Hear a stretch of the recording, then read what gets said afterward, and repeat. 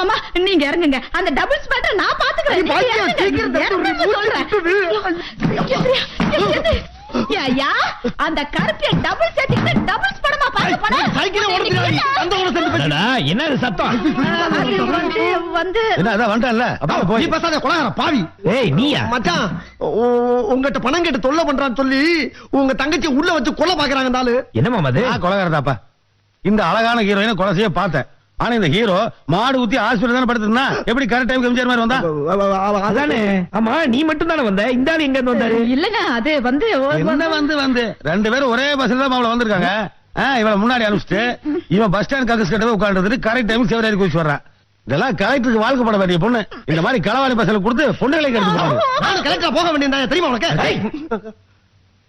இந்த பாரு பாக்கியம், உன் கல்யாணத்து அன்னைக்கே உனக்கு 5 ஏக்கர் நிலத்தை எழுதி கொடுத்துட்டேன். ஆனா நீங்க 2 பேரும் வருஷம் 10 ஏக்கர் விளைச்சல் என்கிட்ட புடிங்கிட்டு போறோம்.